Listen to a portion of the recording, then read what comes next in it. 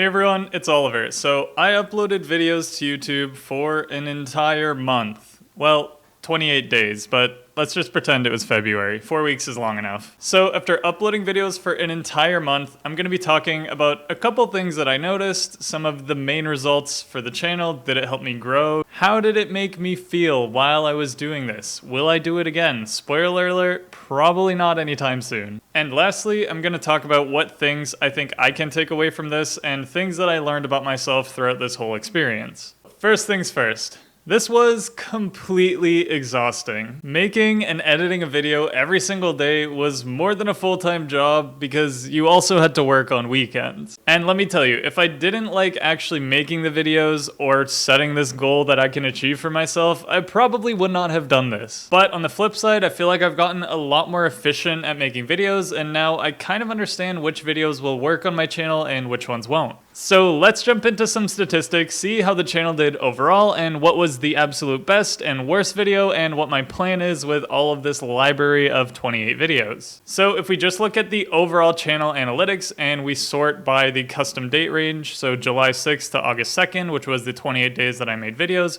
we'll see that my views were up by a little bit. So was my watch time, up by about 500 hours, which is pretty sweet. Subscribers were about the same as usual, so there's a very noticeable difference right off the bat. And estimated revenue was also up just a little bit at $69. Hey. We'll see that I averaged about 800 views per day. The ratio of new to returning viewers was about equal, with new viewers surpassing my returning viewers, which I think is mainly due to a couple videos on my channel that consistently do well every single day. And all of these new videos that I've posted haven't quite gained the same amount of traction. And if we look at the top videos for the period, we'll see that it was this mechatronics engineering video, this 3 mechatronics engineering videos at the top with between 4,000 and 1,500 views, and this aerospace engineering video, which kind of just took off out of nowhere. This mechatronics engineering video, another mechatronics engineering video. You can clearly tell that my channel is known for one thing, and that's mechatronics, but we also have some other engineering videos and a video that I actually uploaded in the 28 days, which is engineering students be like, and that's the only video that managed to make the top 10 in the last month. So now let's take a look at which video did the best and which video did the worst, and what I think about the videos that I made. So let's start from the very beginning at what does a university provost actually do. This is also my worst performing video. Has 85 views, only 4 likes, 1 comment, and the watch time and all of the other analytics are not great on it. Yeah, the average watch time was about 1:50, so that's not very good for a 6-minute video, but there you have it. And then if we continue on, we have 10 alternative jobs for engineers, which did all right. We got a reaction video to interesting engineering, which I honestly thought would do a lot better on my channel, considering most of my fan base is engineering related.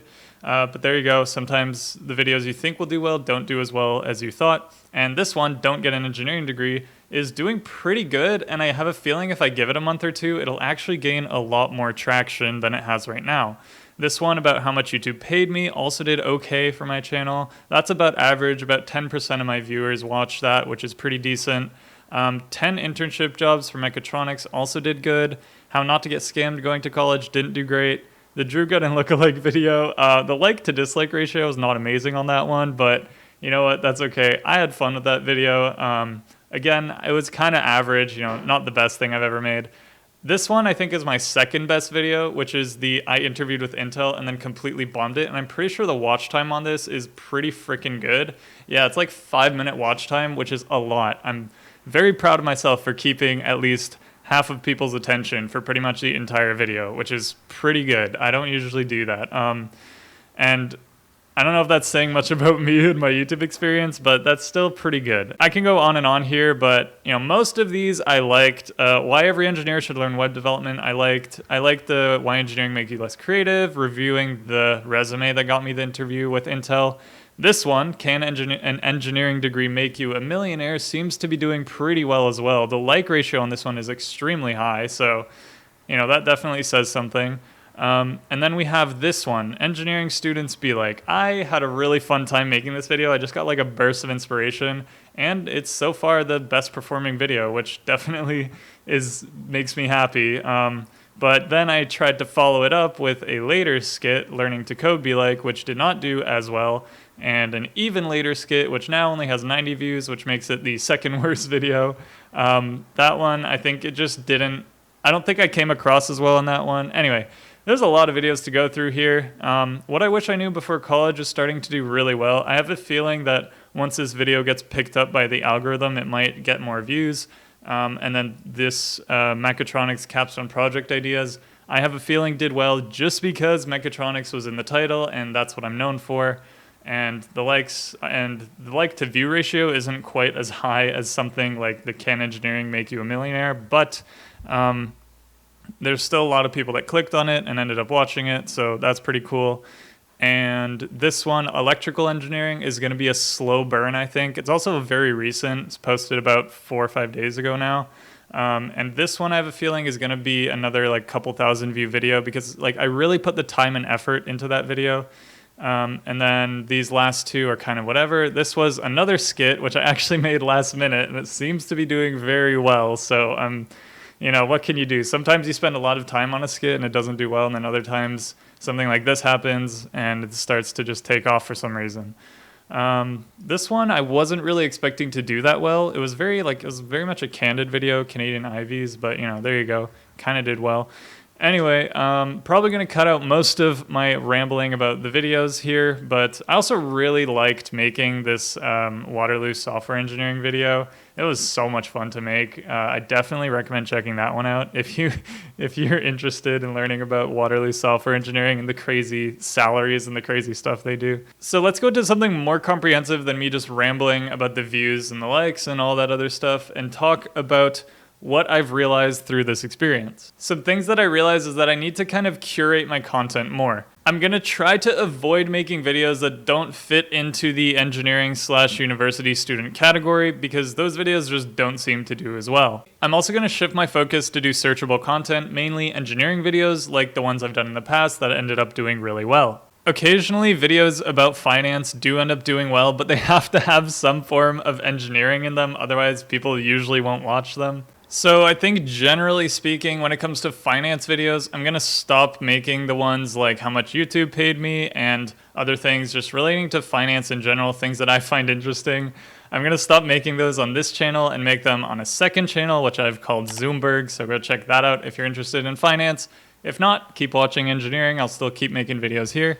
There are a few finance videos on my channel, like the skyrocketing cost of education in Canada, and even some of these vlogs or anything kind of relating to finance, vlogs in my life and things like that. I think I'm going to try and avoid those things because with the size of audience that I have right now, nobody really cares about my life. They kind of just come to me for the information. I'm not a recognizable face, which means that they won't click on it just because I made the video. They have to click on it because it's interesting and there's some information that I can provide that they would want to watch, making content that's valuable. So for some of these finance videos and maybe other videos that didn't work so well on this channel, I might take them down from this channel and re-upload them to the finance channel if I think they will fit over there as well. I'm also kind of conflicted about the skits because they seem to have done pretty well, but they aren't necessarily searchable and it would have to be kind of viral content for it to actually catch on. So we'll see if I'll continue with those.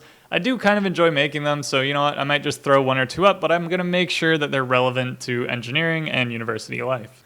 And last thing relating to stats and kind of uploading in general, I'm not going to hold myself to any kind of upload schedule. I will make one for myself personally to try to keep up with, but I'm not going to hold myself too strictly to it because I want to make sure that any video that I put out is up to my standards and I really like it and I think that other people will really enjoy it too. As long as it's something I'm proud of, I find it does a lot better than me just trying to push out something that I'm not super proud of. Also, generally speaking, with the vlog content, I think I'm going to try to cut out making as many, and I'm only going to make them when there's something engineering related happening in my life, or the vlog itself kind of has like a bigger purpose or a bigger story behind it than just a boring day in my life. For example, the day in the life of a mechatronics engineer video did really well because it's relevant to the type of content on my channel and it's engineering related.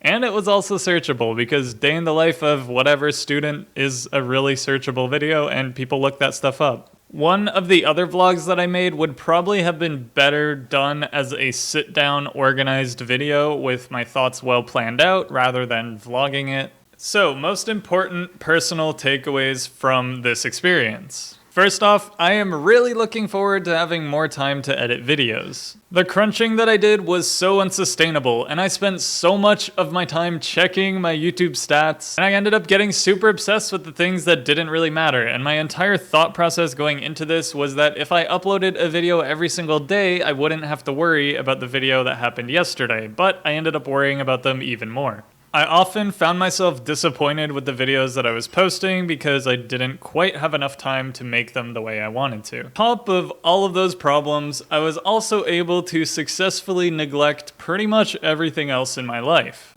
I was able to do things that I wanted to do, like hang out with my girlfriend, for example, but not for as long as I would have liked. I also realized through this and many other experiences that I kind of have a bad habit of letting one or two things completely consume me and my time. Whether it's school, YouTube, work, reading, pretty much anything out there, I get really obsessed with one thing and then I spend all of my time trying to get good at that one thing or almost addicted to that one thing. I also kind of have this weird thing about the desire to follow through on something that I said I would do because I said I would do it, which you can kind of spin it as a good thing or a bad thing depending on your point of view. But for me, I kind of don't see it as a great thing because that one goal becomes really the only thing I can focus on, and if there's nothing to pull me away from it, it can become kind of unhealthy.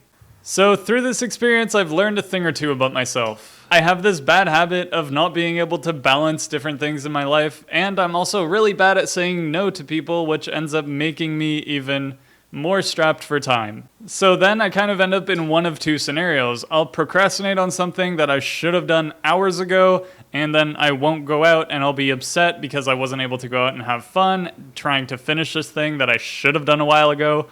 Or I won't finish the thing that I should have done and I'll go out anyway, and then I'll be thinking about it the entire time that I'm out and essentially just ruin my night. Honestly, an unattractive part of my personality. I hope my girlfriend isn't watching. Girlfriend. So some of the most important things that I've discovered that I need to work on are time management and learning to say no. Usually when it just comes to smaller things, and when it comes to other things, I need to learn to say yes. So essentially, I just need to learn to be more flexible. For example, I realized about 1 week into this YouTube experience that my videos were not up to the standards I wanted them to be, and at that point it probably would have been better to pull out of the thing because I was only 1 week into it and try it again at a later date when I felt like I could actually make better videos, but I decided that I would stick with it. So on one hand, +1 point for accomplishing the goal that I set at the beginning, but on the other hand, -1 point because I should have known the difference between following through for the right reason and following through for the wrong reason. Taking care of my health and well-being should always be my #1 priority. I really feel like this video just revealed all of the bad parts of me, but I'm a pretty confident person, so that kind of makes up for it. I definitely like to reflect on some of the challenging parts of my life and see maybe what I could have done different, what I could have done better, and it's fun to figure out what I should change moving forward, and this is kind of just that video. Me trying to figure out what I should change, and me figuring out whether I'm gonna do this again. And in conclusion, because of all of the aforementioned things, I am not going to do this again, and I'm also not gonna keep an upload schedule. Gonna aim for once a week, but absolutely no promises, and yeah, that's about it. I'll make a video once there's a good video to be made. Alright, so that about wraps it up. Thank you so much for watching this video. If you enjoyed it, leave me a like, subscribe to the channel, let me know what you thought in the comments down below about me uploading for 4 weeks straight. Let me know which video you enjoyed the most, if you watched some or any of them. I also kind of hope this video gave some insight to people who might want to try uploading daily for themselves and realize that if you're gonna do it, you need extremely good time management, and you should probably have a big pile of ideas planned out already before starting this crazy endeavor. Thank you so much for watching. Hopefully you enjoyed the video, and I'll see you in the next one. Whoosh.